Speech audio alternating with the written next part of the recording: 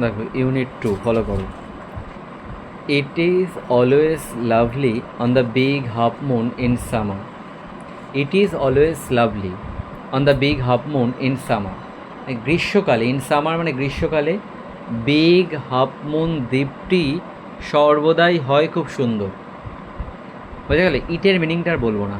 It is always lovely, সর্বদাই হয় সুন্দর, on the big half moon in summer, big half moon দ্বীপটি গ্রীষ্মকালে।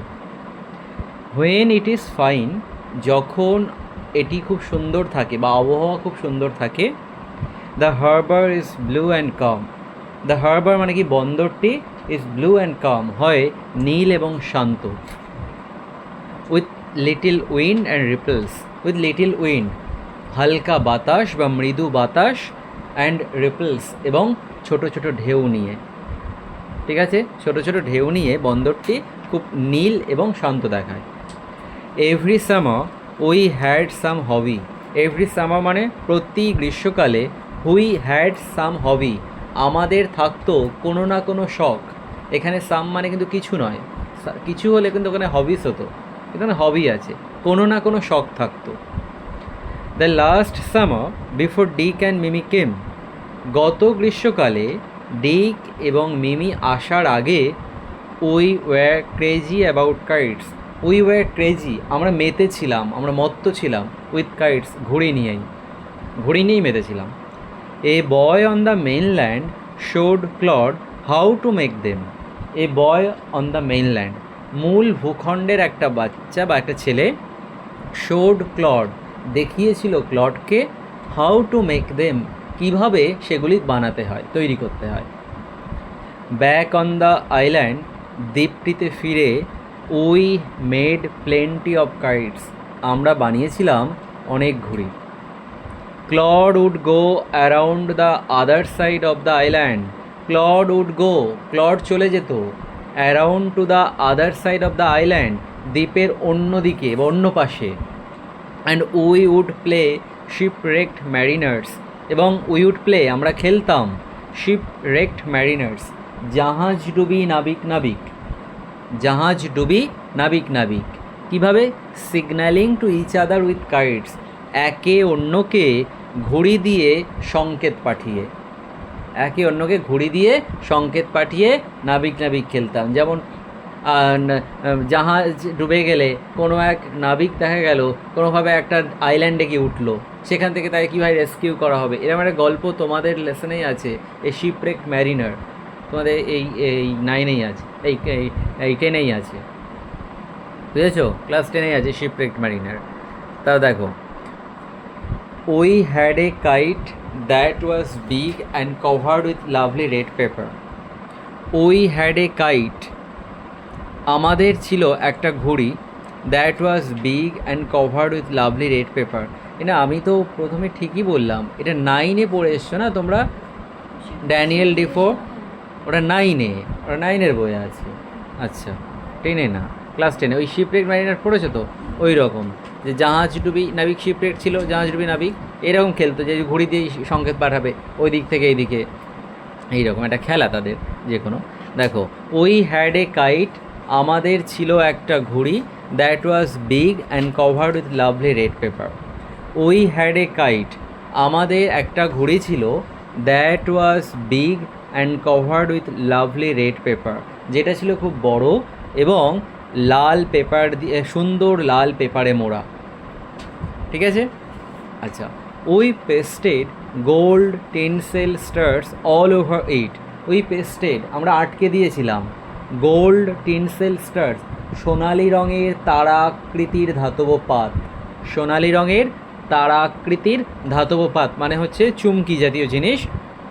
অল ওভার ইট এটির সর্বত্রই, and had written our names full on it এবং had written লিখেছিলাম আওয়ার নেমস আমাদের নামগুলি, ফুল মানে পুরোটাই, অন ইট এর উপরে। কী নাম? Claude Lit and Flippa Lit, আর address big half moon lighthouse ঘড়ির ওপরে লিখে দিয়েছিলাম।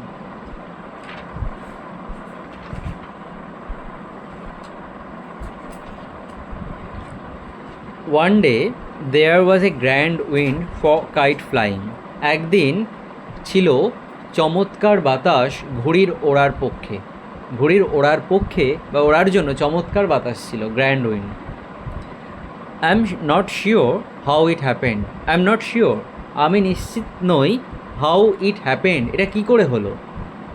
But as I was bringing the kite from the house, কিন্তু যখন আমি আনছিলাম ঘুড়িটিকে ঘর থেকে, আই ট্রিপড, আমি হোঁচট খেলাম, and fell over the rocks, আমি পাথরের উপর পড়ে গেলাম।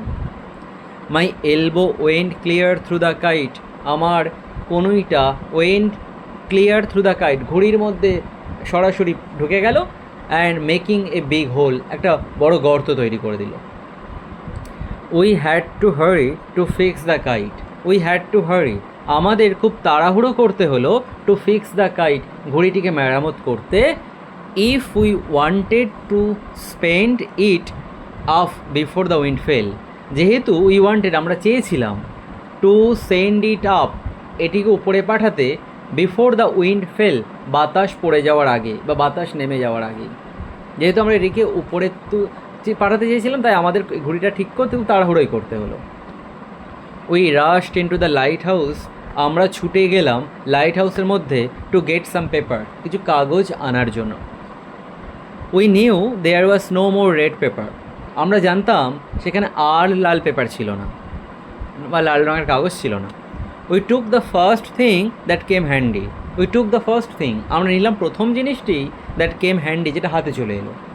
An old letter lying on the bookcase in the sitting room, an old letter, একটা পুরনো চিঠি, lying on the bookcase in the sitting room, বসার ঘরের বইয়ের তাকে পড়ে থাকা, বসার ঘরে বইয়ের তাকে পড়ে থাকা একটা পুরনো চিঠি, ওটাই হাতে চলে এলো।